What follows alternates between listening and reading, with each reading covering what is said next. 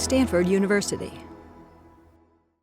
So apparently we have 2 hours here, and so that's a long time for me to speak and you to listen, so it'd be great if people...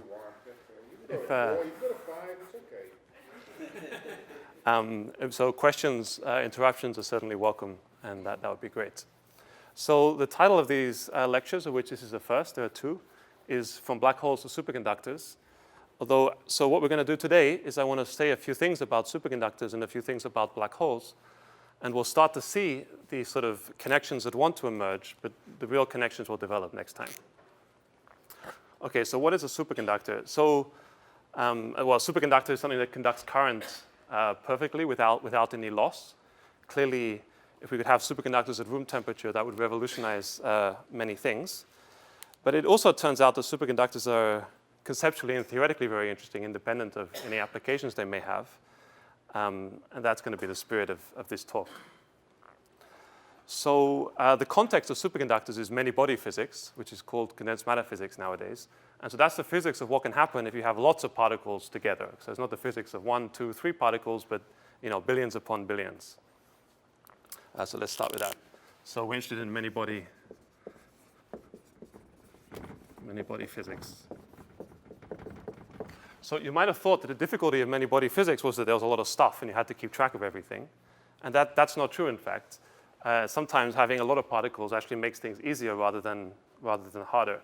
So the difficulty in many-body physics is not just the number that you have billions of electrons in a box. So I want to try to illustrate when many-body physics is easy and when it's difficult. Okay, so that's the first point we want to make. Okay, so let's think about one particle first. So we just have one particle, a very useful quantity that's actually somewhat abstract is its energy, right? So a particle will have an energy. Now, energy is not an obvious concept, okay? It's not as natural as something like a force, right? Newton talked about forces, but not about energies, I think. So an energy is something that's conserved, right? That's why you have an energy bill, okay? You don't get it from nothing. You've got to get it from somewhere else, okay? So energy is conserved. And the energy of a particle comes in 2 types. So the energy of a particle is what we would call its kinetic energy plus what we'd call its potential energy. So this is very easily illustrated. If I've got a particle on a cliff at rest that has no kinetic energy is about motion, but it has a lot of potential energy. The potential energy is about the fact that the Earth wants to pull it down, okay? If we throw the particle off the cliff, and it falls, when it's down here, it has less potential energy but more kinetic energy, okay? But the total energy is conserved, all right? So it's going to be useful to think in terms of how the particle can carry its energy. It can carry it as motion or as how it relates to something else, the Earth in this case, okay? So now let's say we've got 1 billion particles in the box. It's useful to think about what they're doing in terms of their kinetic energies and their potential energies. Let's say the box is at some temperature, so the particles are sort of all vibrating around, but they're also all attracting each other, all repelling each other. So there's some very complicated interactions between all the different particles. Okay, so now we have a picture of many, many, many particles. For each particle, we have this formula, right? It has a kinetic energy and a potential energy. And the energy of each particle stays the same in time. But we can see this is very complicated because the potential energy of this particle is going to depend on the positions of all the other particles. Okay? So a way to start thinking about materials or many-body physics is I put all these particles in a box, I hold them at a certain temperature, and let's say a certain pressure. What do they do? And basically, the zeroth order thing you can say is that either the kinetic energy wins or the potential energy wins. Okay? And let's think about what that means. So let's say we're at very high temperatures. Okay, so temperature means that you're really jingling these particles around. Okay? If the temperature wins, then every particle is going to be everywhere. They're going to be moving around like crazy, okay? And so that's what we would call a gas, right? So if the kinetic energy wins, that's a gas, okay? Now what if the potential energy wins? Well, that means the particles are not moving so much, but they really care about where all the other particles are. And so what they want to do is find some special configuration that minimizes the interactions between everything. So here, for example, to try to minimize their energy, they might often form some kind of very regular configuration, okay, like a lattice, okay? And so this is a way that all the particles can be maximally distant from each other, okay, to maximize their potential energy. And so when that happens, we call that a solid. All right? And this is a simplified description, but I think in essence it's true. Okay, so that's great. So just by thinking about the different ways a particle can carry energy, we might predict that if we have lots of particles together, the two things that we can get are a gas and a solid. So let's think about water, and let's think about a pressure way, way smaller than atmospheric pressure.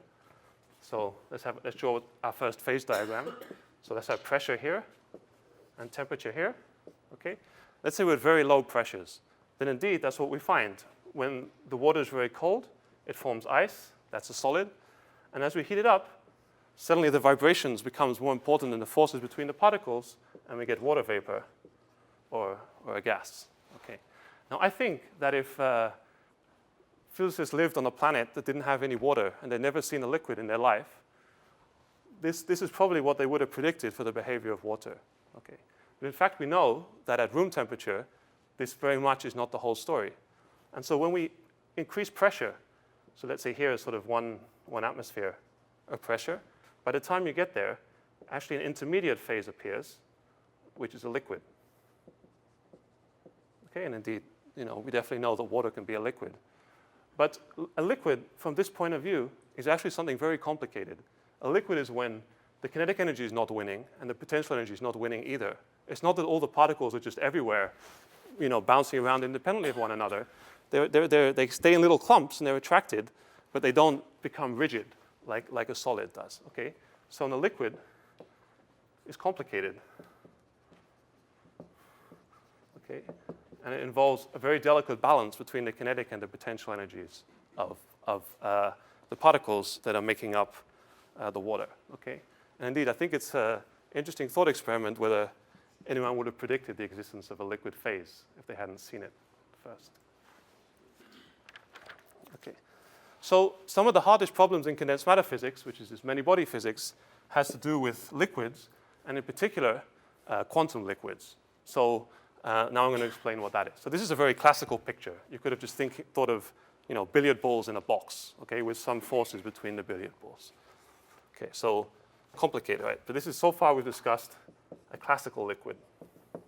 Okay, I haven't mentioned quantum mechanics. So in condensed matter physics, when we're thinking about electrons moving in a metal, quantum mechanics is important. So let's think about how quantum mechanics enters the mix. So it turns out in quantum mechanics, there's an intrinsic tendency for things to sort of fluctuate and move around. So I'm told this is a very sophisticated audience, so probably many of you have heard of Heisenberg's uncertainty principle. Okay, that tells you that you can't know the position and the momentum of a particle at the same time. Okay, so we'd write that something like delta x, our uncertainty in where the particle is, times our uncertainty in the momentum, that's how fast it's moving. This has to be bigger than something called h bar, which is Planck's constant, a certain very small number. Okay, so this says that you can't know where the particle is and how fast it's moving at the same time. So in particular, we cannot say that the particle is at rest at some point, because then we would know it's not moving, and we would know exactly where it is. That's not allowed. There has to be some sort of uncertainty about where it is. And that's a little bit like temperature. The same way that temperature jingles things around, quantum mechanics tends to make things want to fluctuate a little bit. We don't know exactly where things are. Okay?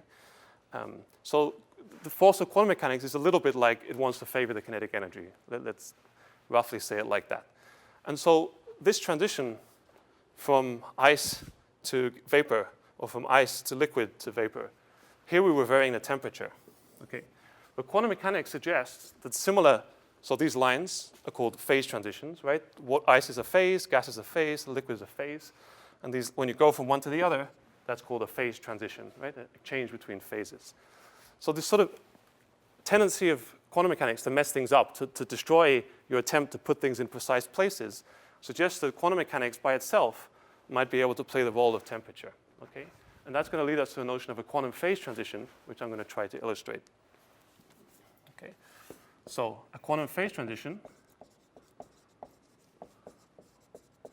is just like one of these phase transitions, but it doesn't happen as a function of temperature. It happens at 0 temperature. Okay? So it's a phase transition at t equals 0. And so instead of the, again, I'll say this one more time, instead of the vibration is due to finite temperature, it's the inherent uncertainty in quantum mechanics that tends to disorder things. So we will call a gas disordered because everything's everywhere, and we call a solid ordered because we know where everything is. So quantum mechanics tends to fight against solids. Okay. So let me do this with two examples. So one example is something called the Mott transition.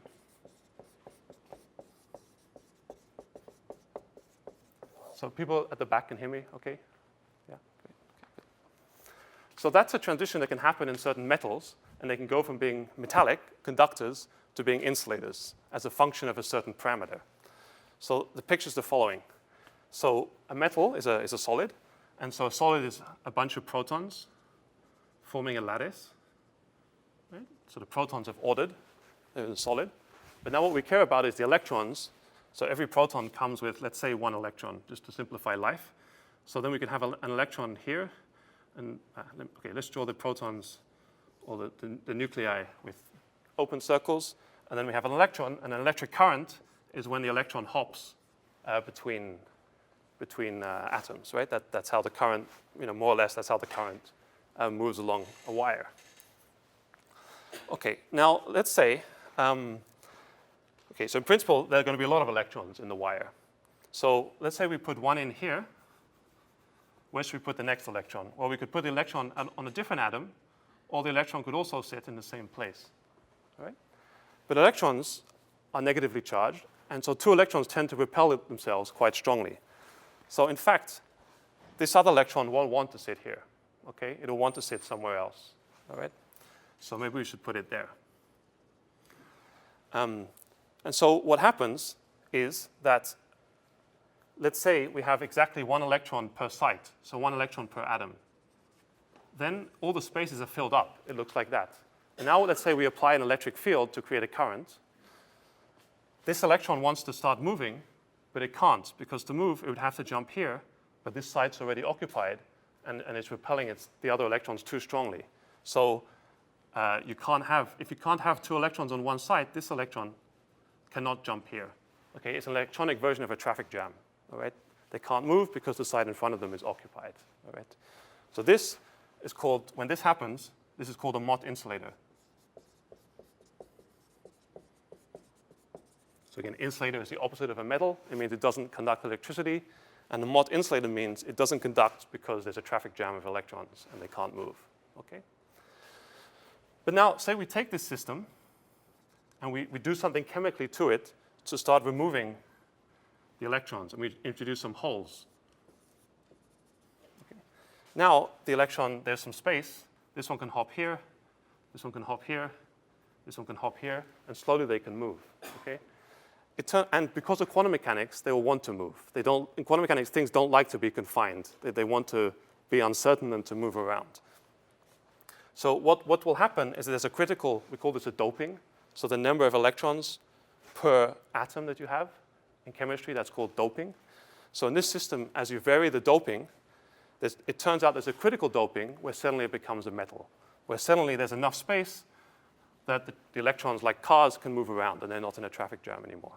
So we have a phase diagram. So we're at 0 temperature, and we change the doping. That's the number of electrons, okay, per atom. Let's see, how's it go? So if there are too many of them here, it's an insulator. Whilst if there's enough space that they can move around, it's a metal. So in a metal and an insulator are two different phases of matter.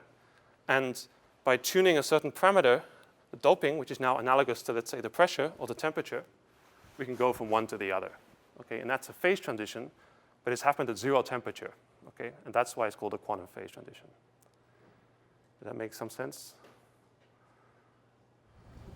Would the horizontal axis mean more doping to the Yes, I guess so, right, because when it's full up is when they can't move. Yeah, exactly. Any other questions about this? We'll do another example now. Okay. So another example would be something called, so this is example 1.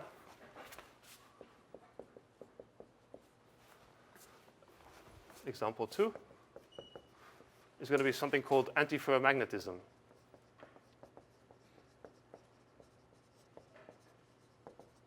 Okay, that's a long word. So it has 3 bits, right? It's about magnetism, but it's not ferromagnetic. So ferro is like iron, okay? It's the opposite, okay? All right, so let's explain what this means. So now we have to think of another property of electrons. So electrons carry charge, and they can sit in different places. But electrons also have an intrinsic spin. It's as though they're spinning about their axis, okay? And so spin you can represent with a little arrow, okay? So that means, so if I draw that, what I'm really thinking of is an electron here that's spinning that way. If I draw the arrow the other way or in another direction, it means it's spinning about that direction, okay? So let's imagine one of these Mott insulators, for example. So there's one electron at each atomic point, and these electrons all have spins. Okay. Now these spins know about each other. There are interactions between the electrons, and these can do 2 things. They can either attempt to align the electrons. So if this spin is up, then it can be, in some circumstances, that the electron next door also wants to point up, okay? That's called ferromagnetism. That's what happens in iron, okay? Below, when iron's cold enough, all the spins point the same direction and it becomes a magnet, okay? So antiferromagnetism is when each neighboring spin wants to point the other way. And so there, what it wants to do is look 1 up, 1 down, 1 up, 1 down, 1 up, 1 down. Okay, that's what an antiferromagnet wants to do. Right, so there's a similar thing. So if we heat up a magnet, this is ordered, right? So the spins are like the positions of the particles, and this is sort of the analog of the solid. This is when they have a certain structure, and the interactions between the different spins are dominating everything, okay? Now we imagine if we heat it up, if you heat up a magnet, it stops being a magnet, right? So if we add temperature, at sufficiently high temperatures, the spins just point in random directions, and there's no magnetism. That would be a normal phase transition, okay, of the same kind as here. But it turns out that similar things can happen, that sometimes when you vary properties of the system, which one? So for example, sometimes pressure will do it, or sometimes also this doping, sort of how close the spins are to each other, okay? There are various properties, things that you can do at 0 temperature, where also suddenly the spins can decide to be disorganized and point all over the place, okay? So this is called ordered, right? There's a certain structure. If you heat it up, it'll become disordered. But in quantum mechanics, you can also, quantum mechanically, the spins also want to fluctuate. And so if you do something that makes the interaction between them sufficiently weak, even at 0 temperature, they can suddenly start pointing in different directions. Okay, so this would be what we call the classical phase transition. And this, if it's at 0 temperature, and it's quantum mechanics that's responsible for disordering them, this is called a quantum phase transition. Okay? And so then we could ask, well, just like in the case of water, could it be that there are funky phases of quantum matter that are in between the metal and the insulator phase, or in between the magnetically ordered or the magnetically disordered phase? Okay, could there be that there's something like water where quantum fluctuations are important, but they're not quite strong enough to beat the interactions, and you have some very complicated interplay between quantum fluctuations and the tendency of things to want to order, okay? So this might make us think. Where should I go? Does this go up? No.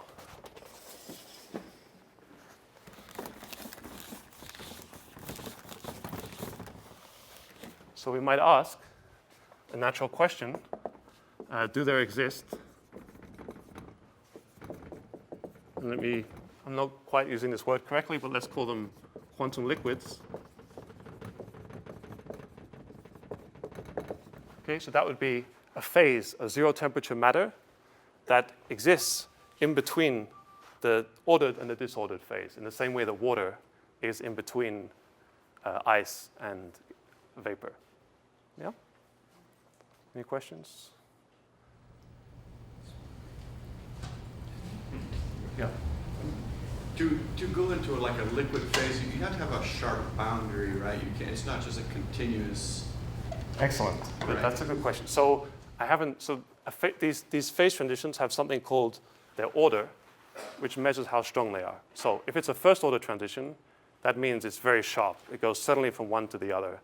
A second order, or a continuous phase transition, is when the system sort of smoothly, there is a well-defined critical point, but it's sort of softer. Okay, so, and I haven't said anything about the order of the transitions yet. In fact, I won't. But mostly, these transitions tend to be quite abrupt. If you don't have a good reason for it to be otherwise, it's happy being a solid. You heat it up, and then suddenly it decides it wants to be a vapor. Okay, and it happens very quickly. So why isn't there a state where we have actually just a mixture of both? Excellent.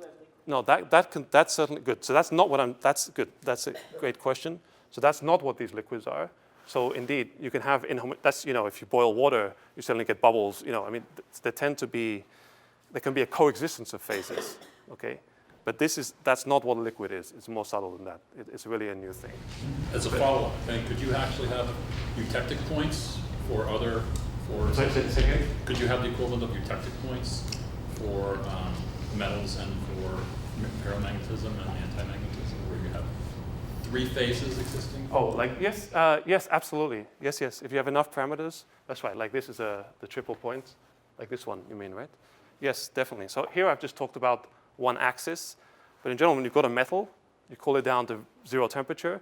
There are all sorts of things you can do with it. You can dope it, you can apply magnetic fields, you can apply pressure, and you can get very complicated phase diagrams at 0 temperature. Yes. Yeah.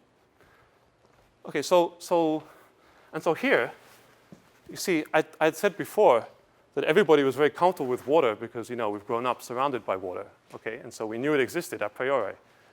But these strange quantum liquids, they weren't really predicted so well. Okay, like the orthodoxy until the 80s was that when you had a metal, it was either disordered and it was a conductor, or it was ordered in some way. Okay, and this is famously Landau in the 50s formalized all this in a beautiful theory. Okay, but it turned out that in the 80s, various unconventional metals were discovered, and it seems that they're more analogous to this liquid phase in either the solid or the gas phase. Okay, and so physicists had a chance to be clever, and they didn't manage in this case. Okay, nature had to tell them that things were more complicated than they thought, right?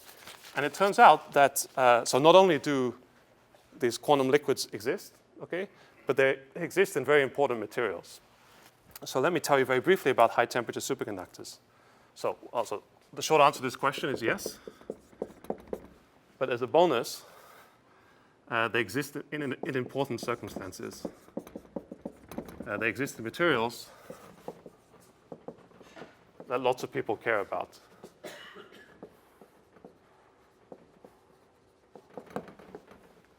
Okay, and in particular, most famously, an example is something called a high temperature superconductor.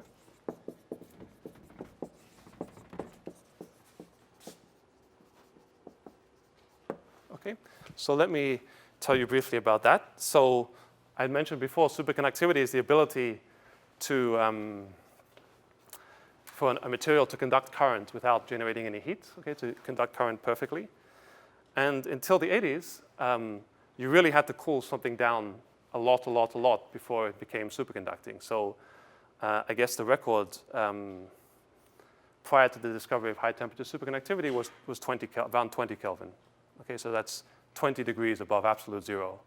So room temperature is like 300 and something Kelvin. Okay, so that's very cold. So what happened in the 80s is that serendipitously, there was a discovery of a new set of materials that could become superconducting at 100 Kelvin instead of 20 Kelvin. Okay, that's still minus 200 degrees. Okay, it's still pretty cold, but crucially, it's above the boiling point of liquid nitrogen, and that meant that it's much easier to make these things. So the way you cool something down is by, putting nitrogen on it, and then the nitrogen will evaporate. Okay, and it cools the thing that it's in. Okay, but to cool something down, it needs to be you can't cool it below the point where it evaporates, and I think that's around 70 Kelvin. So there's a big technological difference about whether it's above or below the boiling point of liquid nitrogen. So 100 Kelvin is qualitatively different from 20 Kelvin, technologically speaking. But it was also conceptually different because there was a very famous theory of superconductivity in the 50s called BCS theory for Bardeen, Cooper, and Schrieffer, and that explained all superconductors that had been discovered at that point up to the 80s. But when these high-temperature superconductors were discovered, it was realized that they weren't describable by this conventional theory. Okay, so let me say a few things about high-temperature superconductors. So the upshot is they're theoretically interesting, and they're also practically interesting. Okay, and this was over 30 years ago, and they're still not understood, which is also interesting. So high-temperature superconductors have a phase diagram that looks like this. Let's start anew.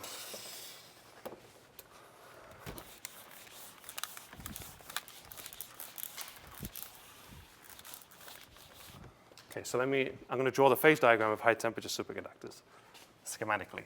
So it's going to be temperature. Okay, although for this talk, what we're more interested in is what happens at 0 temperature. And so that's X, that stands for doping. So it's exactly the thing we said before. It turns out you can fiddle with how many electrons there are per atom in a metal. That's called doping. It's a chemistry. Okay, so first, the thing that you might be interested in first is superconductivity. So where in this diagram is it superconducting? So there's a certain dome here inside which it's superconducting. Okay, so you have to cool it down enough for it to become superconducting. And this 100 Kelvin that I mentioned before, that's this point here. Okay, so if you cool it down to about minus 200 degrees, and if you're at exactly the right doping, you become superconducting. Okay. However, if you over here and you cool it down, it doesn't become superconducting, right? So there's some sweet spot in the middle of the phase diagram where it can become superconducting at high temperatures. Okay, so that's the very first thing that was discovered. Now, the next thing that was discovered is that to understand superconductivity, what you really want to understand is what happens at higher temperatures. So what's the state out of which superconductivity emerges when you cool it down, right? So if you understand what's happening here, then as you cool it down, you might have a shot of having a theory. Why is this thing superconducting at such a high temperature compared to other superconductors? And so, like within a year, right away after this was discovered, hundreds of experiments probing this region. The upshot was this region. This is called the normal state. Okay, it's a normal as opposed to the normal phase, the superconducting phase. So this so-called normal state. Pretty much every property that anybody probed of it was very abnormal. It didn't behave anything like what it was supposed to behave like. Okay, so people measured the electrical resistivity. They measured how it behaves in magnetic fields. They measured thermodynamic properties. So many, many properties of this state were measured, and almost none of them behave like a textbook metal. So a textbook metal is like copper or lead or something. Okay, those have been understood basically for over 100 years. All right, and they become superconducting at 10 low temperatures.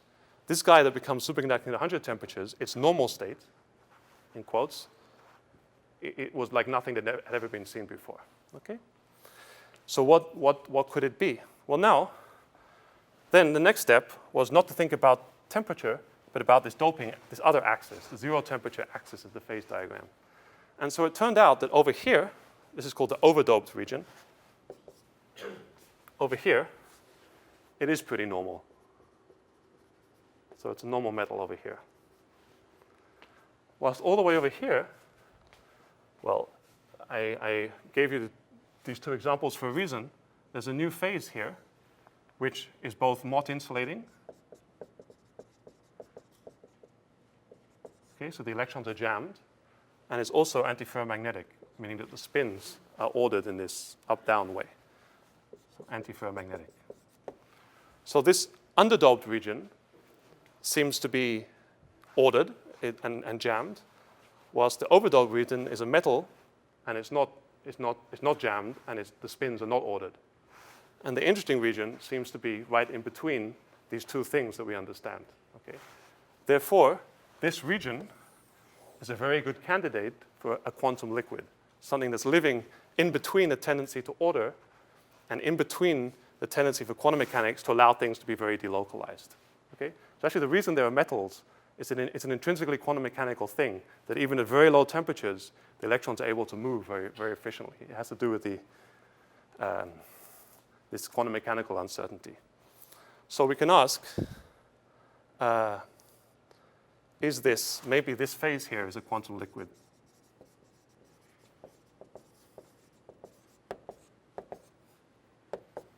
Yeah?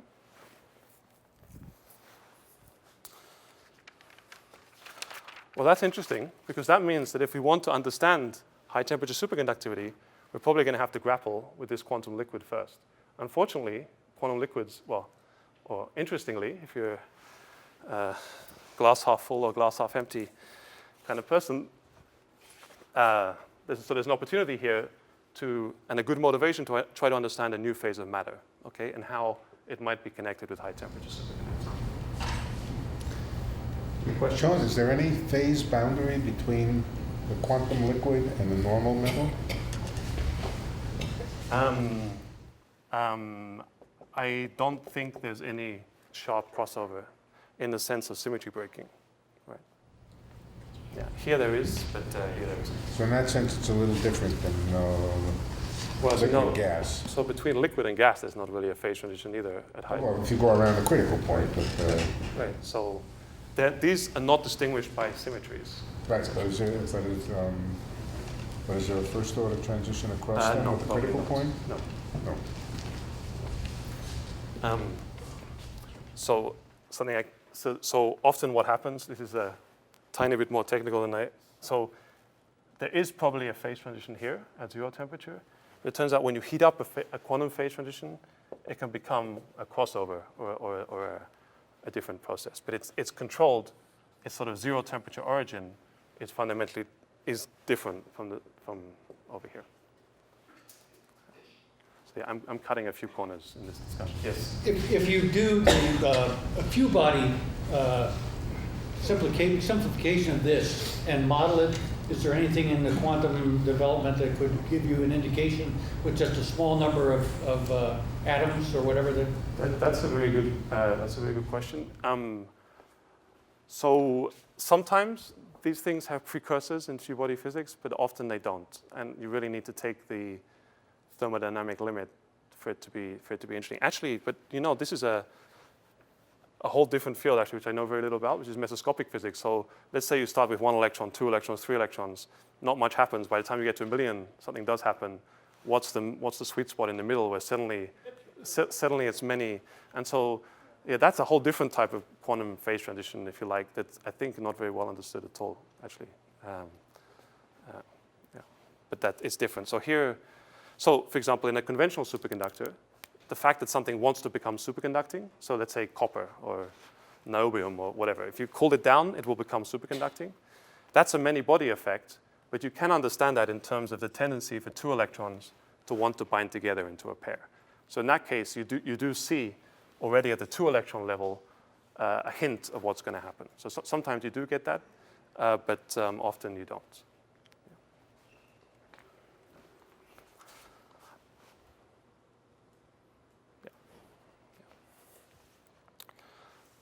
Other questions?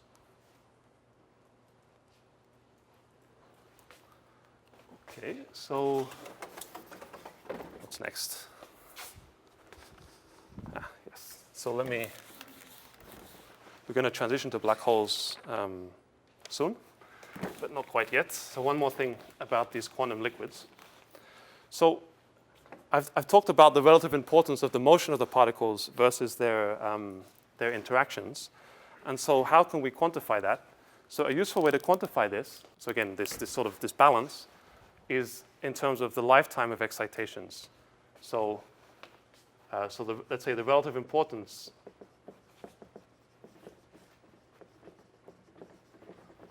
of motion, so kinetic energy, versus interactions, can often be quantified by a lifetime. So let me say what I mean. By a lifetime of excitations. So by an excitation, I mean something like the following. If you have a pond of water, I throw a stone in it, I get some ripples, okay? Those ripples will propagate for a while, and then they'll fade away, right? The ripple is an excitation of the water, and the lifetime is how long you have to wait before the ripple's gone, all right?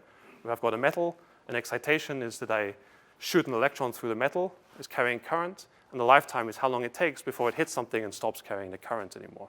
Okay, so it should be intuitive. So the lifetime, we often call that tau. Because it's for time. Right? So if when motion wins, then typically the lifetime of these excitations is long. It gets to travel a long way for a long time before it hits something. Whilst when the interactions are strong, typically the lifetimes are short because they start moving, but they already their motion gets interfered with very quickly by all the other particles in the system. Now, what do I mean by short and long? So this has a unit, okay? As I'm sure some physics teacher told you at some point, when things have units, you can't compare apples and oranges. You have to compare things with the same units, all right? So we need, when we talk about whether a long lifetime, we need another quantity with the units of time to compare it with, right? Okay, good. So what do we have? So it turns out that the thing that sets the scale is actually the temperature. Okay, so let's go. I'm going to go from temperature and try to get something with units of time. Okay, so let's see how that's going to work. So temperature, T. So when you heat up a system, that's a temperature, and the particles are all vibrating, and they have a certain kinetic energy. The typical kinetic energy is proportional to the temperature. Okay, the more you heat it up, the more they move, the bigger their kinetic energy is. So energy, and it turns out that energy and temperature have the same units once you include Boltzmann's constant here. Okay, Boltzmann's constant, some fundamental constant of nature, is given to you. If we'd chosen the right units thousands of years ago, it would be 1. Okay, so energy and temperature have basically the same units. Okay, we want to get to a time. So it turns out that in quantum mechanics, energy is always like an inverse time. Okay, so let's think about that. So light, think of the light. So light is a wave. Okay, so it has a wavelength. Actually, but more importantly for us, it has a frequency. It goes up and down at a certain frequency. A frequency is the number of cycles per second, right? So a frequency is an inverse time, right? So light, forget the wavelength, sorry.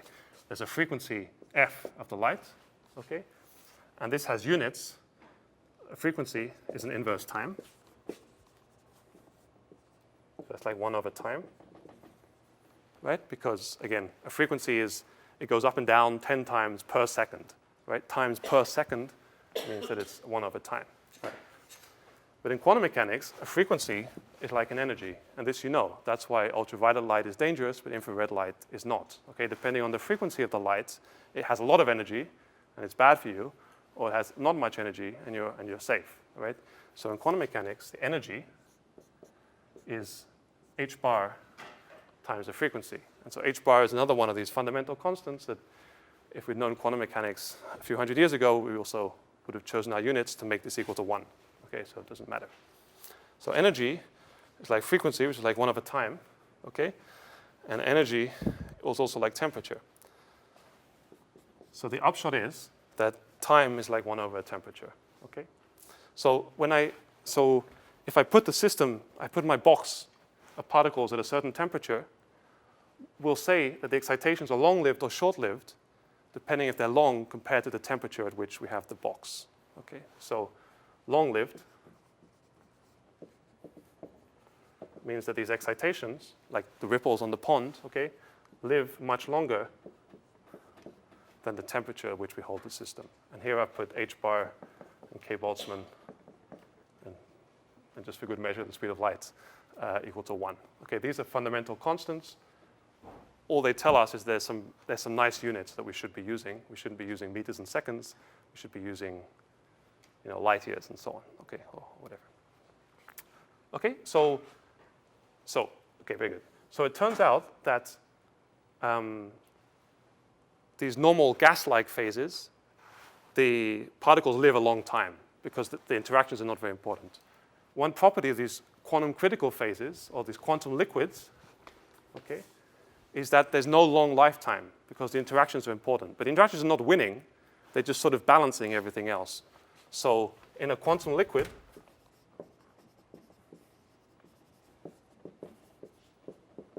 the lifetime of everything, like how long an electron will survive if we send it shooting through the metal, is of order 1 over the temperature, okay? Right? So the temperature, by the way, is also the energy that a typical excitation has. Okay, so in a box, if I hold it at some temperature and I pick out an atom, one of the particles, the energy that it has is of order the temperature. So this means that exactly, it's not long-lived. Okay, okay, that's that. All right. And in fact, if you look at the electrons here, and you shoot an electron through the system and see how long it keeps going before it stops, its lifetime is of order 1 over the temperature. Okay. So there are no small numbers. Or physicists, most of the time we can only do calculations if there's a small number somewhere, and we can expand in that number. Okay. In these systems, where the two sides are balanced, there are no small numbers. Yes. I thought you said that the quantum liquid exists as a liquid state at absolute zero. Yes, I And, realized. so wouldn't you extend that region on your graph down to the bottom, actually? Down to Yes, good. Good, yes, so good, thank you. This is actually related to Lenny's question earlier, so let me indeed clarify what I'm doing here.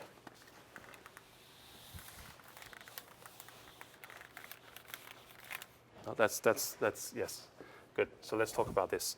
So we have our phase diagram. This is temperature, and this is our doping. And so the quantum phase transition, or the quantum liquid region would be sort of here at strictly 0 temperature. Now what I'm talking about is this region here. That's what happens if you take this region and heat it up a little bit to higher temperatures. But everything is still carries the signature, or it remembers the fact that at 0 temperature it was neither ordered nor disordered, but somewhere in between. So that's why I allowed myself to use a temperature here. Now, you're quite right. So what if I'm at 0 temperature? What's the lifetime of the particles then? Okay, and you need another scale to compare it with. So for example, something you could do is you could create an excitation with a certain size. You got your quantum medium, your quantum liquid. Then we create an excitation with a certain size. I disturb it on that size. Then the lifetime will be related to this size. So you need to give it some more information. That's quite right. But you have to then have a velocity. One thing at a time. Yeah. So is this the in between normal metal and the mod insulator with antiferrous properties or antiferromagnetism is equivalent to or in addition to this this split between the lifetime of an excitation or I'm sorry, the interaction versus the lifetime of the excitation. Good. So the logic was that between a solid, it's when neither one wins. So it's balanced in the same way that a liquid is not a gas, which is like totally everything just going everywhere, and it's not a solid where everything's rigid. So a liquid exists in the sort of no man's land in between order and disorder, between the interactions winning and between the motion winning. Similarly, this quantum liquid exists also in this no man's land between the tendency to order and the tendency to be very quantum mechanically delocalized and to carry current. So these quantum liquids are exactly living in when neither one wins, when these two tendencies are on equal footing. So is this for a general liquid?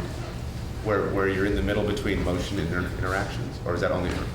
Yes, it's a bit subtle. So actually, this statement. So the statement that's true is that it's always true in these liquid-like phases is the lifetime is short. Okay, it's not long. Now, what you mean by long is different. So when I said that long, okay, it's related to this h bar here. Okay. So as I said to 1. So sometimes it's good to put them back. So there's an h bar sitting here. So this definition of of not being long-lived is a quantum mechanical one. It depends on having h bar. Otherwise, you can't make the units work. But there are analogous things for water. There'll be, yeah, that makes sense. Good. These are good questions. So keep them coming.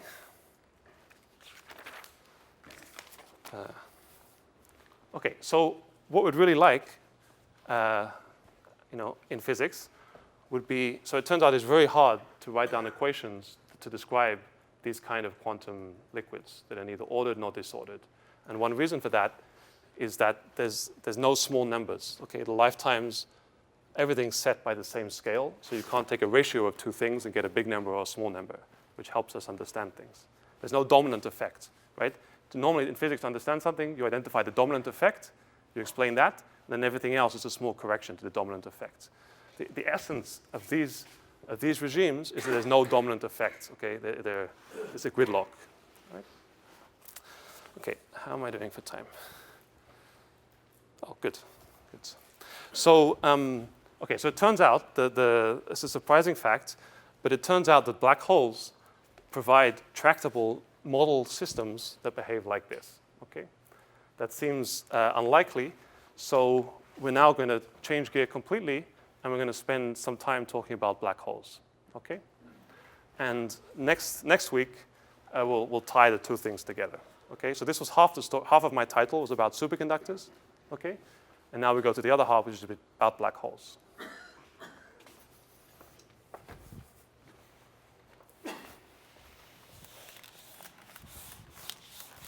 So our talk will now undergo a phase transition. Right. Okay.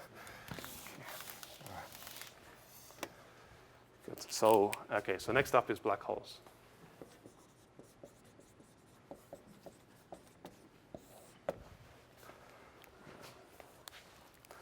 Okay, so the notion of a black hole is actually a very old one. And so, people knew for a long time that in the force of gravity, every object has an escape velocity. Okay, and if you go faster than this velocity, then you can take off and leave the gravitational pull of the Earth. And if you go less than that velocity, you can't. And remarkably, it was also known, I actually only looked this up on Wikipedia earlier today, that people knew the speed of light actually a long time ago. So even a couple hundred years ago, people had quite a good estimate. It was known that the speed of light was finite, and actually there was a pretty good estimate of what it was. And so the way this was estimated was people would look at, it was firstly from astronomy, and it was realized that so the Earth's of course going around the sun, and so there's some star over here. Sometimes the Earth is closer to the star, and sometimes it's further away. Okay, or also Jupiter. So there's something called stellar aberration that is due to the fact that as the Earth changes position, the star gets closer or further away. And from that, physicists were able to deduce, natural scientists, I guess, as they were able to deduce the speed of light to actually quite a good accuracy. Another instance was eclipses in the moons of Jupiter. Okay, sometimes they're closer to the Earth, sometimes they're further away. It turns out by differences in how the eclipse looked, not eclipse, but the passing of the moon in front of Jupiter, by differences in how it looked, already 200 years ago, people got the speed of light to less than 10%. Okay, so quite accurately. Right? So and then you put 2 and 2 together, and so I guess the first people in print at least are John Mitchell in 1783, and Laplace in 1796 or 0, I can't tell, speculated that, well, if a body was heavy enough, its escape velocity would be bigger than the speed of light, and then you wouldn't be able to see it because the light would not be able to escape. Now, that was all very well, but it didn't really take off because everybody knew at that time that the force of gravitation was between two things with mass. Okay, so Newton's formula, the force is g times the mass divided by r squared, and light doesn't have a mass, it seemed. So there was no framework in which you could realize this idea. By the way, actually, Edgar Allan Poe also had some pretty interesting speculations about light and the universe about 50 years after these guys. So there was this idea that there might be black objects that even light couldn't escape from, but there wasn't a theoretical framework in which they made sense. Okay? So general relativity changed the situation. So the idea of a black hole is an old one, it's a very natural one. Okay? Once you know that light goes at a speed, and once you know that there's an escape velocity, it's very natural to think about black holes. So general relativity completely changed this story in two ways. So I guess that's 1915. So firstly, it clarified why that light was also affected by gravity.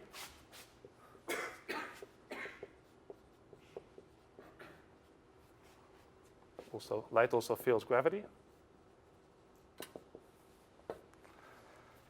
But even more disturbingly, building on special relativity, that the speed of light was a speed limit. So all speeds are less than the speed of light, c. Okay. Now that means that not only light not escape, but nothing can escape. So not only is it black, it's really, really black. Okay. So yeah, so this means they're really black.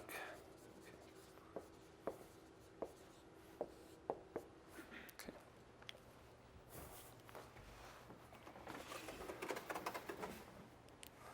Actually, it wasn't, I write 1915, but actually people didn't realize black holes exist. In fact, Schwarzschild wrote down the solution of general relativity that describes a black hole just a year later in 1916. But it wasn't until the 50s and 60s that people actually understood that this described the black hole in the same sense that Laplace and these guys were thinking about it. It really wasn't until the middle of last century that these two things were put together. Although the possibility was clearly there in the theory from the beginning, it took a while for that to be realized. Okay, and so in the let's say the 50s, actually I don't know exactly when, I think in about the 50s, when black holes started to become properly understood, it still took another 20 years to the 1970s before physicists started to realize that this meant some slightly strange things. In particular, the fact that you can go into a black hole, but you can't get out because your speed of light, you can't travel faster than light, meant that black holes came with an intrinsic irreversibility. Okay, you can't turn the clock back. Once you fall in a black hole, you're in there, right? So black holes, the defining feature of them is intrinsically irreversible.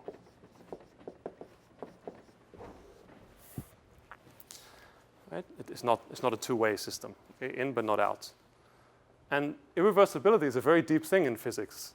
It's in fact, it's probably fair to say it's not really understood, in the sense that the laws of physics, most essentially, are the same whether you go forwards or backwards in time. Okay, how the particle's moving, they don't know which way time is flowing.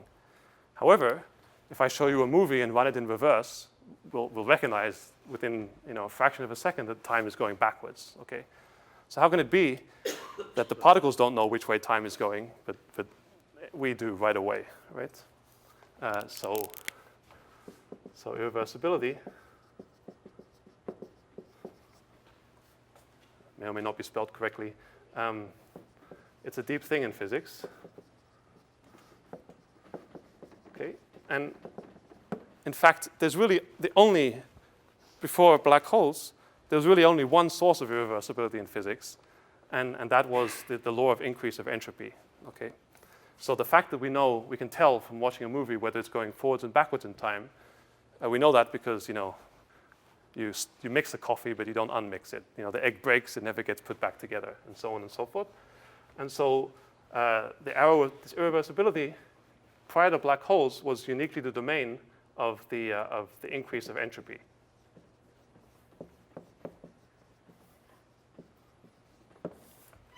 Okay, so let me just say a few words about entropy. So I guess Lenny last quarter probably spent a lot of time talking about entropy of black holes, but let me just say a few simple things. So we're not talking about black holes yet, just entropy. And so this is the fact that when we describe the system, we never say exactly where all the particles are and exactly how they're all moving. Instead, we don't have access to that information. Instead, we have an averaged, or as physicists say, a coarse-grained description. Okay, so we never keep track of all the details of a system. Well, never. I mean, hardly ever keep track of all the details of a system. So by all the details, I mean where every single particle is and where it's moving. So, and that's called coarse graining. Okay, that's just a word for the fact that we don't know the energy of every particle, but we know the average energy of all the particles. Okay, that's a coarse-grained description. And so that introduces the idea of microstates and macrostates. So I might see, so let's say I have some gas in a box, and let's say the particles are uniformly distributed around, these billions of particles are uniformly distributed around the box. If I take one particle and stick it there, I won't notice, okay? So microscopically it's a distinct state, but macroscopically it's the same. It's basically a uniform gas. Now another possible macroscopic state is that all the molecules are in one corner of the box, okay? And again, I could take a particle from here and move it there, and nobody noticed, okay? It's still a gas. The coarse-grained description is that the gas is in this corner of the box. However, it turns out that there are many more ways that the molecules can be distributed everywhere than it is that they can be distributed in this corner of the box, okay? So many more, right? Because there are many particles, right? So it's overwhelmingly, if we set the particles off in the corner of the box with some velocities, almost always we're going to land up here later in time, okay? But if we start off here, it's extremely rare that all the particles suddenly move there, okay?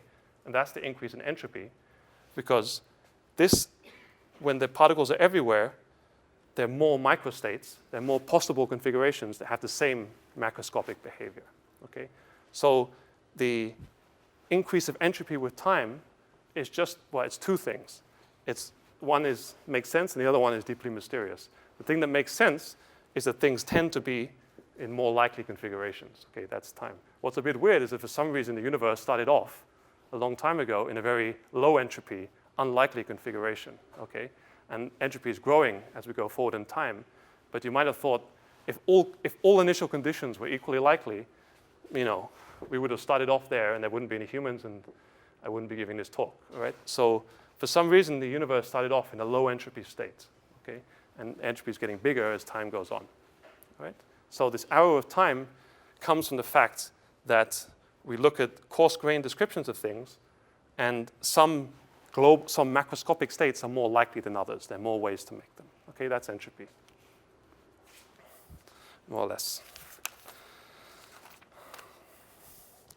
So people understood that irreversibility could happen when you looked at things from sufficiently far away. But now black holes come along and seem to be another source of irreversibility. So physicists and many scientists like to be minimalists, okay? They'd rather have one thing than two things. So could it be that the entropy of black holes is secretly the same as, this kind of entropy, okay? Let's call this the entropy of statistical physics. And in fact, a black hole is an excellent candidate for this because it's black. If I throw a chair into a black hole or a table into a black hole, okay, the black hole looks the same afterwards because it's black. So the black hole is the ultimate instance of a macrostate that can be made out of many different things, and I don't know what they are. So clearly, it's very natural that it should have an entropy, right? So in fact, it has more right to have an entropy than anything else, okay? So could it be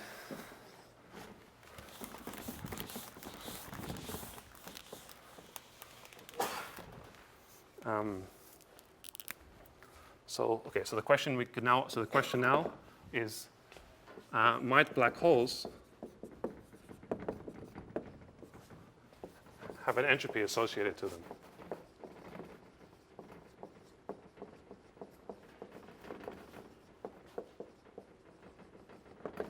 Okay, and as I said, it seems pretty reasonable because we have no idea what they're made of because we can't see inside, right? So it's natural that there's a certain lack of knowledge, which is what entropy is. So this idea was around, so Bekenstein, I guess, first suggested this. And so they do, the short answer is yes. Okay, they do have an entropy associated with them. And furthermore, what happened in the early 70s is that a formula was discovered for the entropy of black holes, okay? But we're not there yet, okay? So the first thing that needed to happen, so there's this idea that black holes are irreversible. Okay, you can get in, but you can't get out. but you'd like to see how do Einstein's equations, which are the equations that describe gravity, the things that he wrote down in 1915, how do we extract from how do Einstein's equations describe the irreversibility, okay, in a more mathematical way than just saying you can get in but not get out. So the first thing that was proven in the early 70s were things called area theorems. So these were proven by people like Stephen Hawking and collaborators. And so they proved that it was a consequence of general relativity that if I have a black hole sitting here, the horizon of the black hole is the boundary, right? This horizon has a certain area, and Hawking and collaborators showed that the area of a black hole always increased with time. Okay, so this is a derivative, doesn't matter.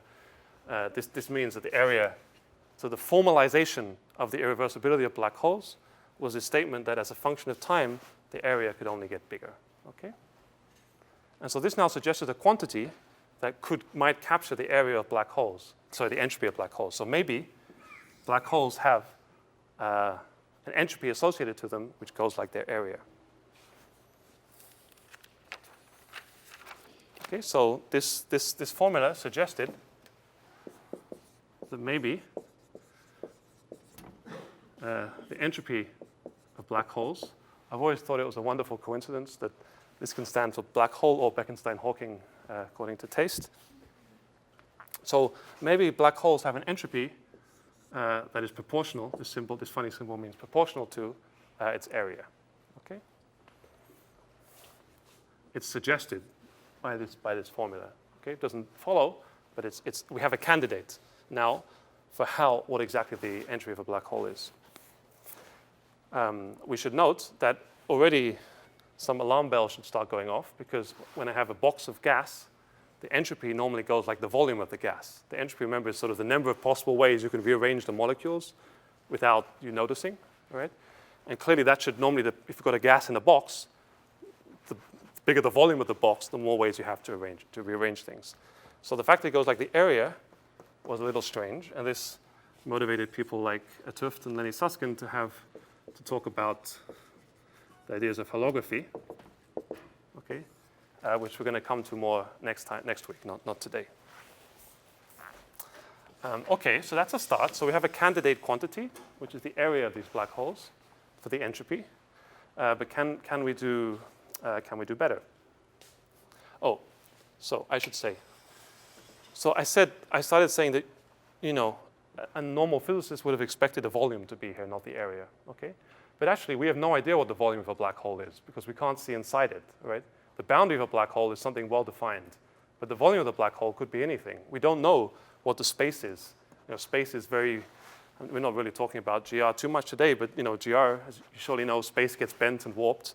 And so the volume of this black hole could be pretty much anything. In fact, looked at a certain way, it's infinite, okay? I think, is that right? Yeah. So it had better be that it's the area, not the volume, because the volume of the black hole doesn't make sense. But its area is its boundary, and that certainly does make sense. So general relativity is clever, and it does what it has to do. Okay, so now in the next half an hour, the remainder of this talk, I want to tell you a little bit about how actually this coefficient gets fixed, okay? And secondly, how that starts to relate to properties of media, of these quantum liquids.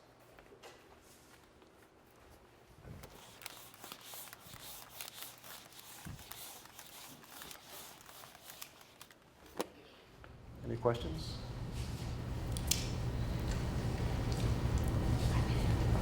The area increases just with the time, or it increases because more matter comes into it?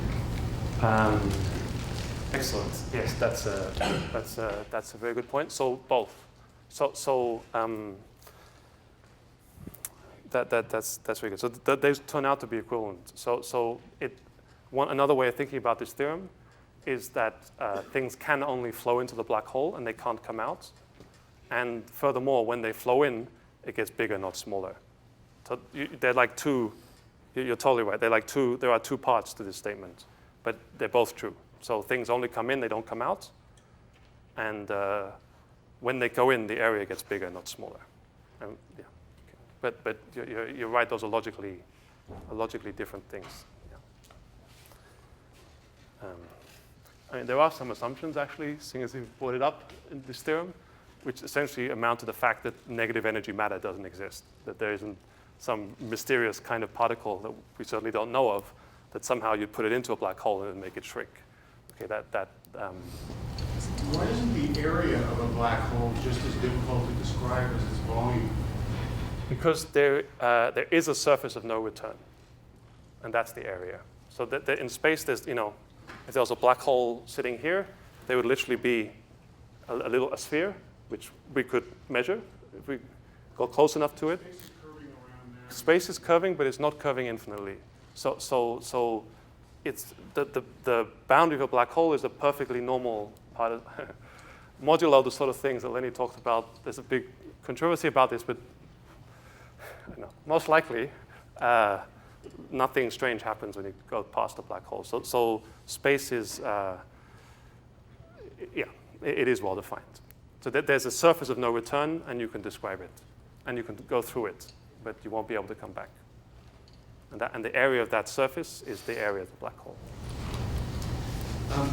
If nothing falls into the black hole, does the area remain constant?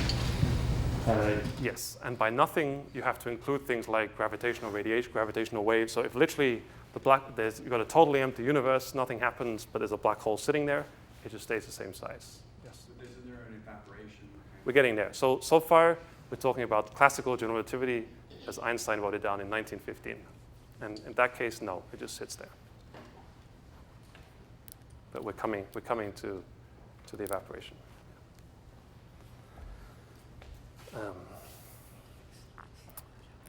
Very good. But just before we get to the evaporation, so when something has an entropy, it tends to have a temperature as well. So maybe black holes also have a temperature associated to them. So the fact that entropy increases with time, okay, that's called the second law of thermodynamics. So that, of course, tells you that there's a first law of thermodynamics as well. Okay, and so the first law of thermodynamics says that if I have a system and I increase its energy a little bit, okay, so I throw something into it slowly, then its entropy will also increase. Okay, so I have my atoms in a box, 1 million particles in the box. I throw in one more particle, the energy will go up at fixed temperature. And the entropy, which is a number of possible ways you can rearrange it, keeping the same, also increases because you have another particle now. That's basically right. And the first law, so this is the second law of thermodynamics. This is the first law.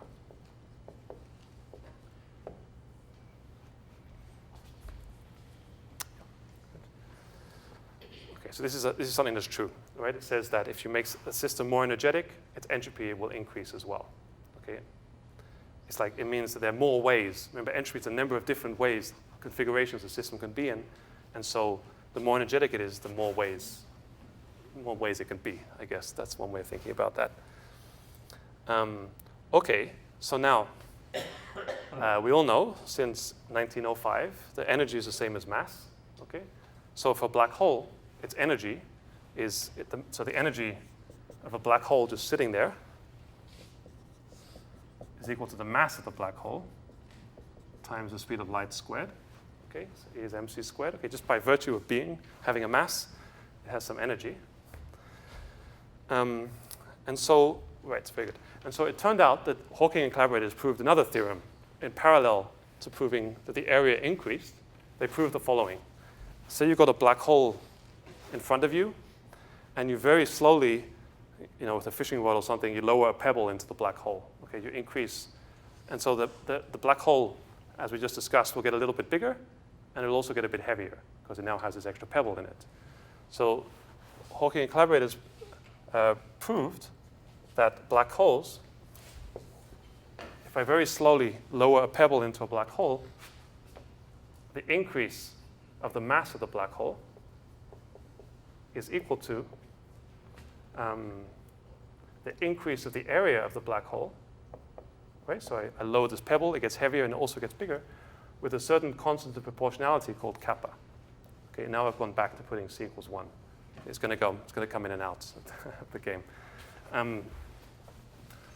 Okay, and this kappa, okay, very good. This kappa is a certain constant of the black hole, and this is called the surface gravity.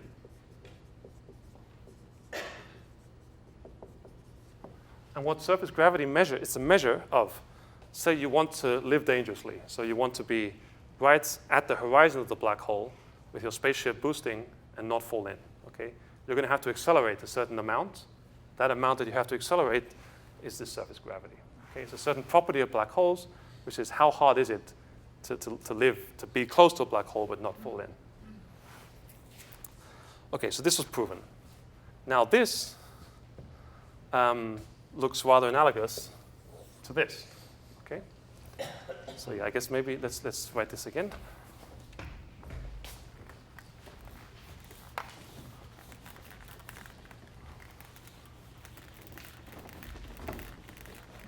So let's do thermodynamics, black holes. Okay, so the first law of thermodynamics is that the change of the energy equals the temperature times the change in the entropy. And black holes, the change in the mass when you throw something in is the surface gravity times the change in the area. Okay? And thermodynamics, the second law of thermodynamics is that entropy always increases with time. Okay? Things get more disordered. And in black holes, the area always increases. All right? And so what we think, this leads us to suggest, so we've already suggested that the entropy is proportional to the area of the black hole. And now looking like this, well, maybe the temperature of the black hole is proportional to the surface gravity of the black hole.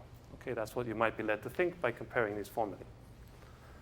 But we're still lacking the constant of proportionality. All right? So this was, I guess, 73. Okay, and so now we jump forward to 74, 75. And Hawking did another calculation, which is now included quantum mechanics. Okay? And what he discovered, so I'm not going to really go into this in a lot of detail. I'm just going to tell you the upshot because it's a little tangential to the main trajectory that we're following. So Hawking discovered that if there's a black hole here, and we're standing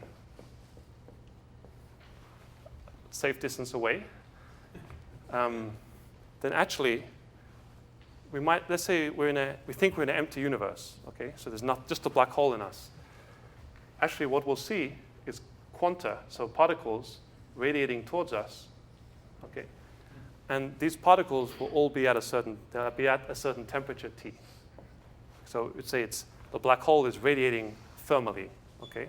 It's just, so the distribution of all the different particles that we see is exactly the same as I have a stove, some coal at a certain temperature, right? Coal emits heat. That heat is photons, okay, it's particles. And so similarly, the black hole emits particles with a certain temperature. Okay, so it was, now, I think I could spend half an hour talking about how to think about this, but let's just take that for granted. Okay, it's not going to be the main thing. It is important, but I don't want to talk about it too much. But as part of this calculation, Hawking derived a formula for the temperature of the black hole. And unsurprisingly, he found that the temperature, I'm going to, 1 equals 2 equals minus 1 equals 3. Okay, I'm not keeping track of numbers. Okay, that's the luxury of theorists.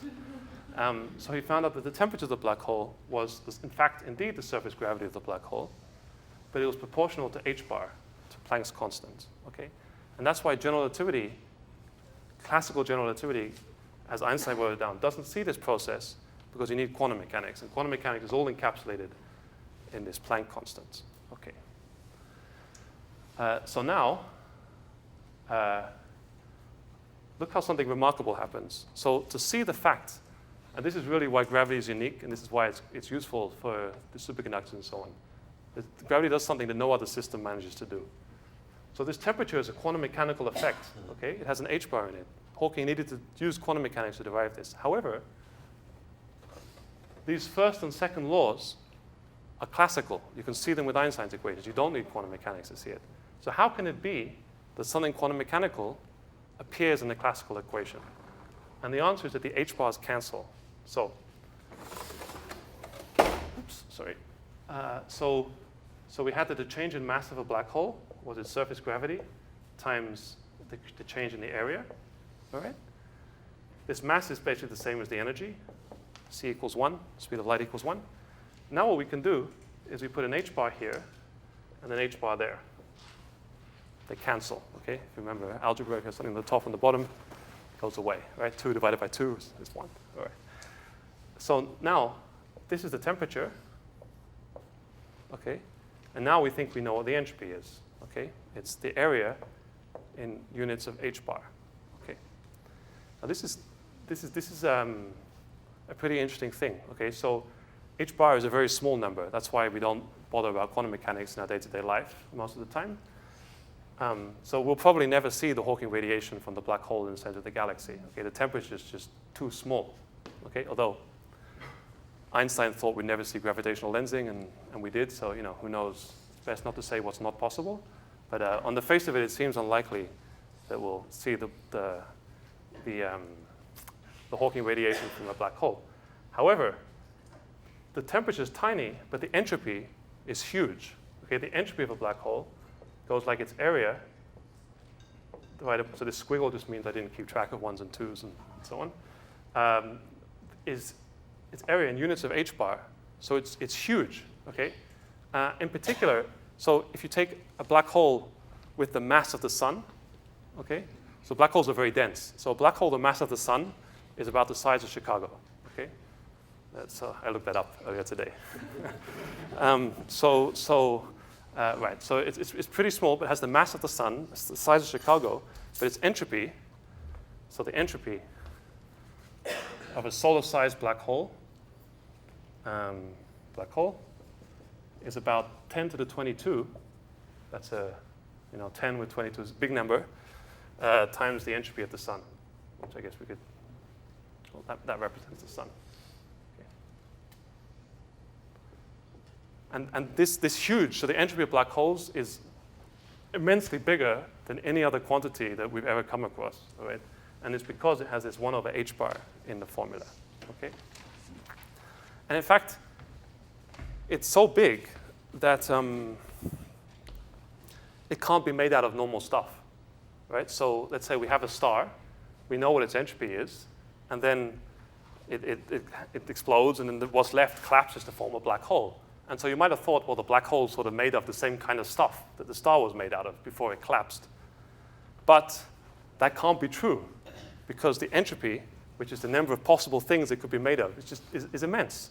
So somehow the formation of black holes seems to unleash some extra degrees of freedom. It unleashes more stuff, for lack of a better word, that we don't normally see, right? So the sun, we know that it's made out of hydrogen, it's made out of electrons and protons and so on. These black holes cannot be made out of electrons and protons because their entropy is too large.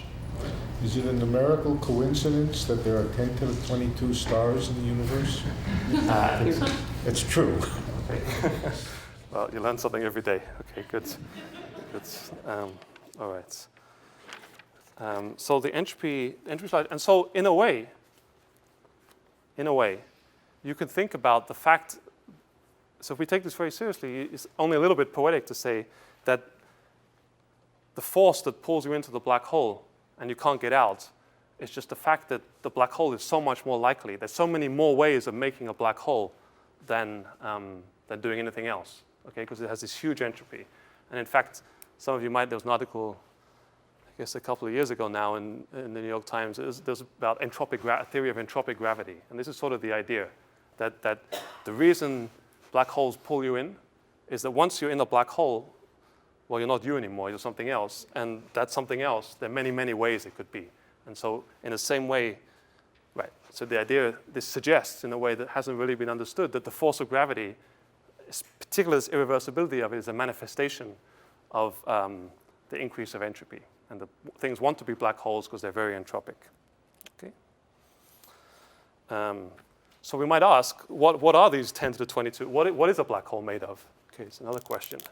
So if it's not made out of electrons and protons, what is a black hole made of? Okay, and so we'll come to that next week. All right. Teaser. Just so that you all come back. Yes. All right. But it's not electrons and protons.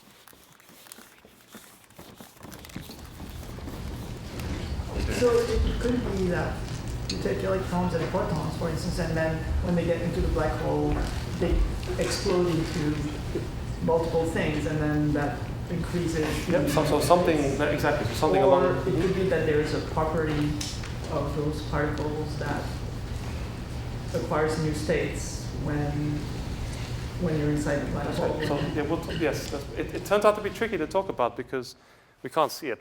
It's all behind the black hole. But somehow, we have tables and chairs and whatever we want. We can throw them all together, at enough energy, you form a black hole. But the number of ways this black hole has of being, its entropy, is much bigger than all the possible ways you can combine the tables and the chairs. But exactly how that happens is something that I think is basically not understood. But in some special circumstances, we do understand. Okay, good. So I only have one more thing I want to say. So I think we'll finish in good time. So let's put aside this question of what black holes are made of, and let's go back to what somebody safely away from the black hole will see. Very good. So indeed, as Lenny suggested in his introduction, so black holes have these thermodynamic properties. They have temperature, they have entropy. So it's natural to try to think of them as a phase of matter. Okay, in the same way we could have a slab of copper sitting here, we could have a black hole just sitting there, right? So how does a black hole behave when we think of it as a phase of matter? Okay, so black holes, they have a certain energy, and the energy or the mass of the black hole will depend on the temperature and on the entropy of the black hole and things like that. Sorry. Let's say it depends on the temperature. So things like that are called an equation of state. So water, when you heat it up to a certain temperature, it has a certain energy, okay, and a certain entropy. Black holes have the same properties. However, things get more interesting when we don't just consider this is about thermal equilibrium. So far I've just talked about black holes just sitting there, okay? So like with a metal, things get more interesting when you start to apply electric fields or shake them a little bit and see, or poke them and see how they react, okay? So very good. So one more time. So we've talked about black holes in equilibrium, and this first law of black hole mechanics, I said that was if you lower a pebble very gently into a black hole. It gets bigger and it gets heavier. What if you really throw the pebble in quickly? Okay, then what happens, right? That's what I mean. So okay, very good. So how do black holes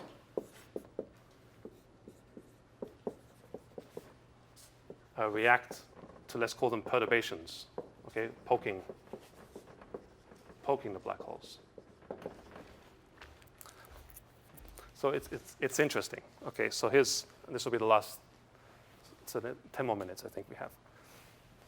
So let's take our black hole. This is the horizon, the boundary of the black hole. And now we imagine sitting above the black hole, boosting our rocket so that we don't fall in. And we really throw a pebble into the black hole with some force. Okay, what do we see? In fact, let's do even better. Let's make it a charged pebble, so an electron. We take an electron and we just shoot it into the black hole. It turns out that what you can see, and what was also shown in the 70s by people like Damour and other people,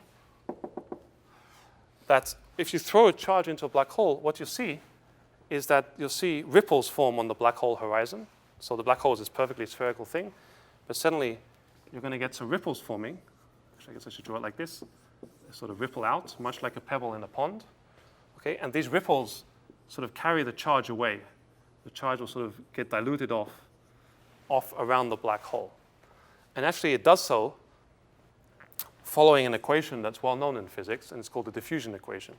So the diffusion equation is what normally describes, let's say I've got a slab of metal, a frying pan. Okay, you heat it up at a certain point, and then if you wait long enough, the handle will get hot as well, right? The heat diffuses along the frying pan. Okay, so heat diffuses and charge also diffuses. If I have a metal and I throw some charge into it, the charge will diffuse out across the metal.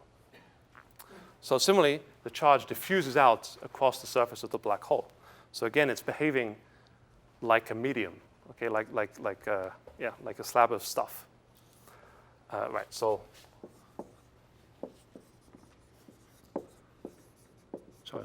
let's again get back to the bigger picture. So we have a black hole. It's in equilibrium.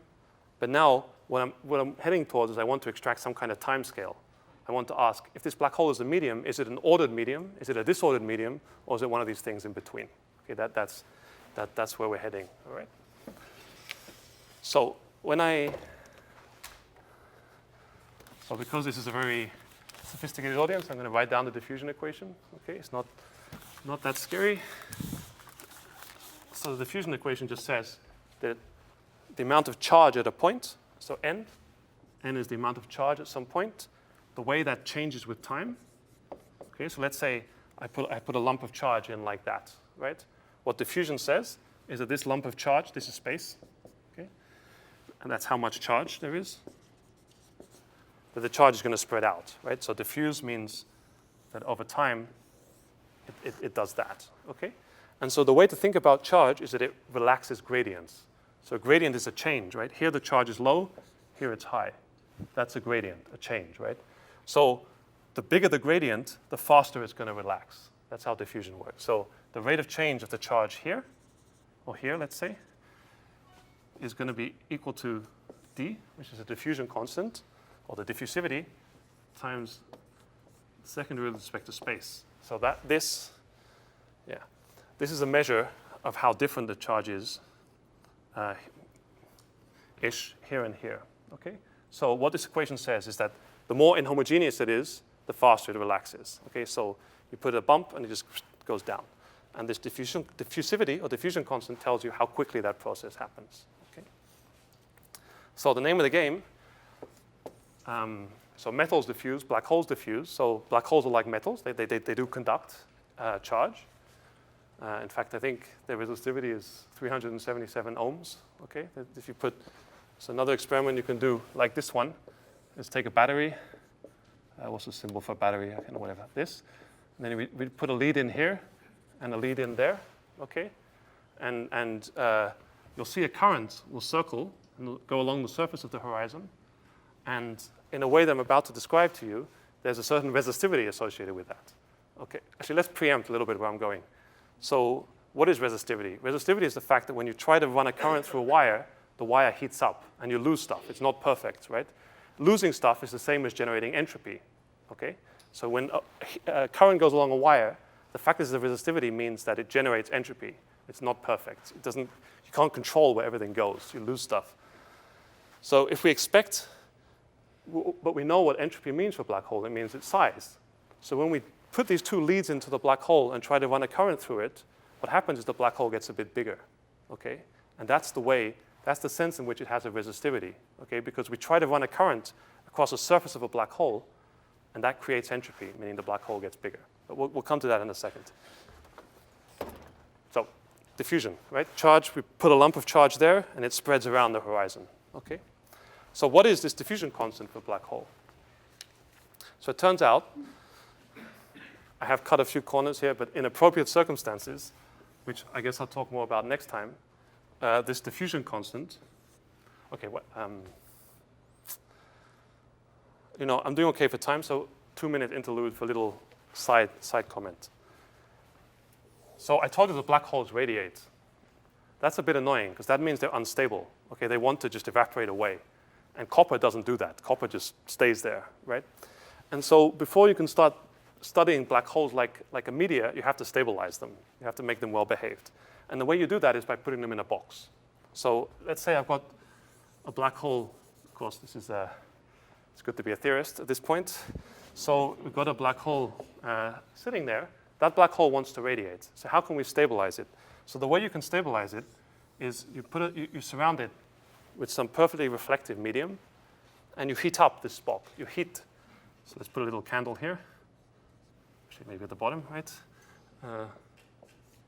So we heat up. We heat the box. And what we do is that we make the box the same temperature as the radiation that's coming from the black hole.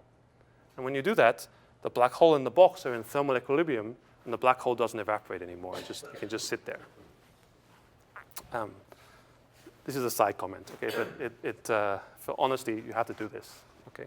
So the black holes that I'm about to talk about, and we'll talk about more next week, are not astrophysical black holes like in the center of the galaxy. They're black holes surrounded by boxes held at a certain temperature such that they don't just evaporate away, okay? Very good. So these black holes, if I now stand in this box and throw something in and I create some ripples on the black hole, they're going to diffuse. And you can calculate from Einstein's equation what the diffusion constant is. Purely classical, okay, no quantum mechanics. And so, I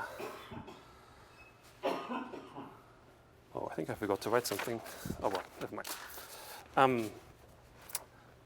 Well, the upshot is that it goes like 1 over the temperature of the black hole, okay? And nothing else.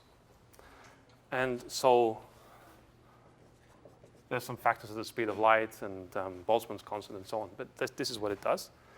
And so what this tells you, and remember diffusion, this D is a measure of how quickly things are moving. So it's directly related. You can extract a lifetime. So if you associate a lifetime to this, you find that the lifetime, remember, excitations have lifetimes. So these ripples on the black hole have a certain lifetime, okay? The lifetime of these ripples, as measured by the diffusion constant, turns out to be 1 over the temperature of the black hole, okay? And so these black holes look like these. This is our first indication that a black hole is like one of these quantum fluids, quantum liquids. Is that upside down? E versus T? No, this is correct. So for example, in a medium with a velocity v squared, that's the formula for the diffusivity.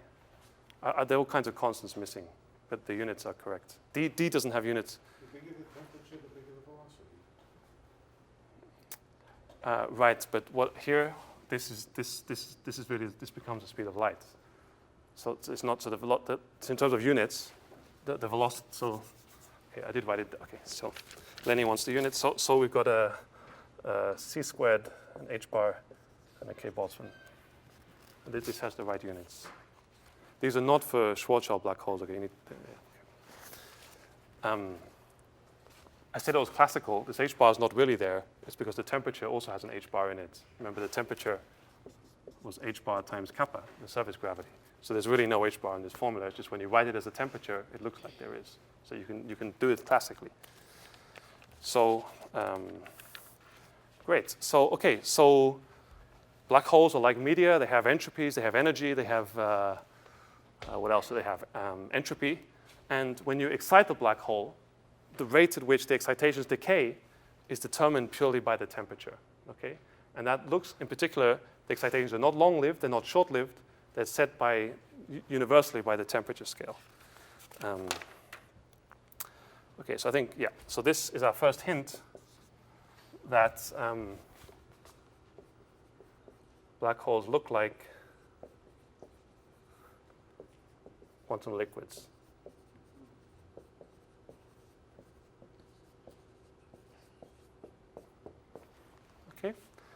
I think it's probably a good time to stop for now. And so we'll continue same time next week, I think. Yeah, thanks.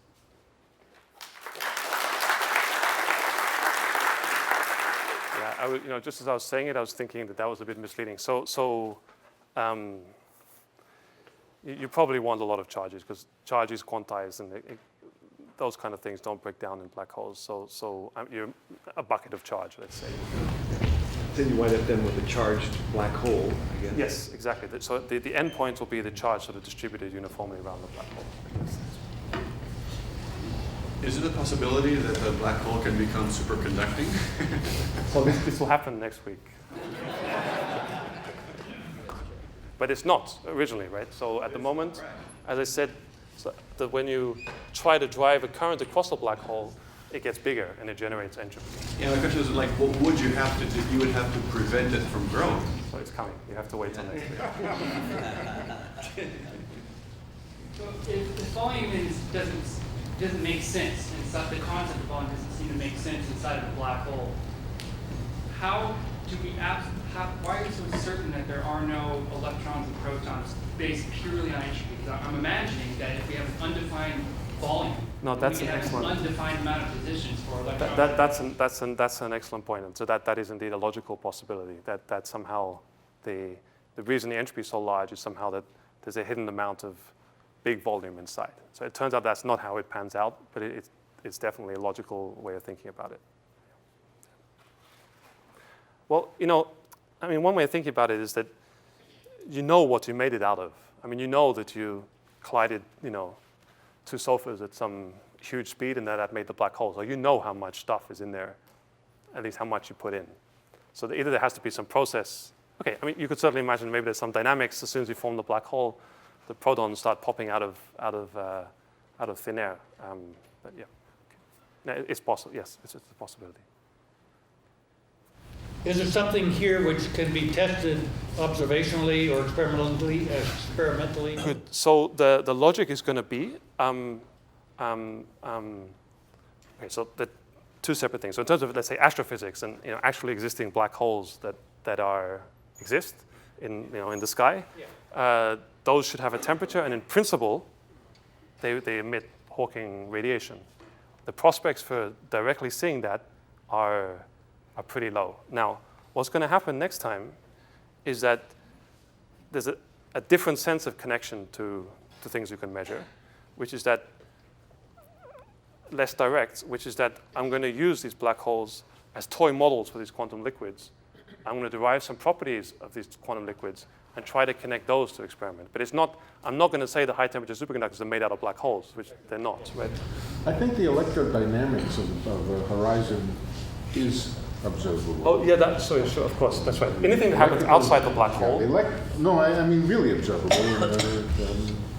Astrophysical black holes, magnetic fields and so forth, and conductivity, those things are real. Those are measurable. In principle. No, they're measurable. They've been measured. Okay, awesome. Why doesn't the radiation fall back into the black hole before it ever gets a chance to escape? That's a good question. So, actually, that's a subtle question. So, but I guess it's emitted. I mean, so the process of the radiation getting outside the black hole in the first place is a very quantum mechanical one. So it's hard to think of in terms of. It's not that it suddenly shoots out of the horizon. Okay, it's just suddenly there. In fact, it's really only well defined, sitting far away. So an observer falling up to some current controversy, an observer falling through the horizon doesn't see any radiation. And so its appearance is quantum mechanical, and I guess you just have to think that it has enough velocity that it just escapes the horizon. Right. Yeah. So I mean, otherwise it wouldn't make it, right? So I mean, what I'm trying to say, what Hawking calculated was what an observer standing infinitely far away from a black hole would see.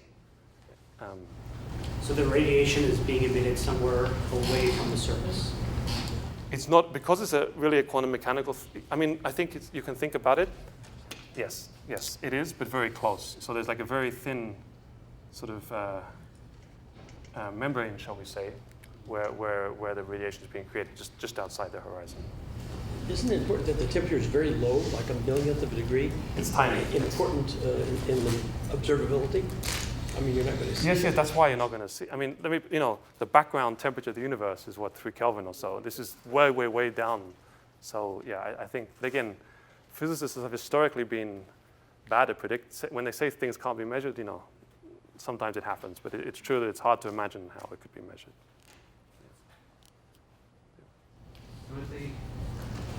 The liquid that we're used to handling here, it has some kind of friction. So I missed the second. Normal liquids have some kind of friction. So if you excite them, they'll vibrate a bit and then damp out.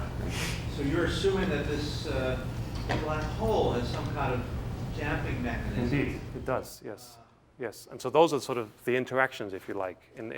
So in this picture, I started. Well, whatever makes up the black hole. Next week. Which we don't know anything about. Right. Right. So zero, for example, could ring forever. But it doesn't. So from Einstein's equations, we can calculate.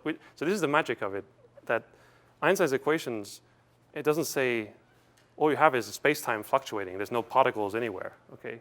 And yet, the ripples on this black hole behave exactly as though there was friction. So this D, this diffusion constant, is very much like a friction. So, yeah. So that's what we're going to try to make sense of next time. But the beauty of it is that Einstein's equations, you just solve how space-time fluctuates. Okay, it's a lot like electromagnetism. There's some equations, and yet, to all intents and purposes, it looks like there's some very complicated medium with a lot of particles in it that you're describing, but you never describe it like that. You're just solving Einstein's equations, and so somehow there's going to be a duality next time that you think you're doing something, but actually you're doing something else. So. But we'll come to this next time. But you're right. So there is a friction. The black holes do have a friction, but what's causing it is very obscure so far. Yeah. Yes. Right. It's as though the black hole was made of stuff that's like causing these waves on the black hole to die down. But in the calculation, we don't put that stuff in. It just seems to happen.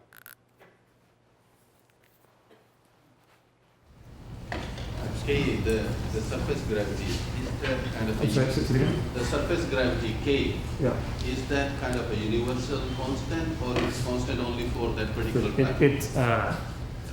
Good. So there's another law of thermodynamics. I think it's the 0th one, which says that the temperature is uniform in equilibrium. So that's a law. So if you have something in equilibrium at a temperature, the temperature is the same everywhere. And so similarly, there's also a theorem in black holes that the surface gravity is constant everywhere on the horizon. But different black holes could have different surface gravities in the same way that a sample of copper could be at different temperatures. The black holes can have different surface gravities, but for a given black hole, it's the same everywhere.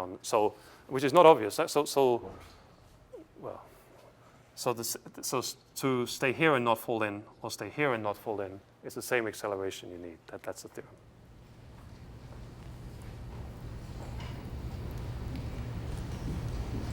I think the question had more to do with whether it can vary from one black hole. Yes, as I said, different black holes can have different surface gravities. Indeed. So it's like the temperature.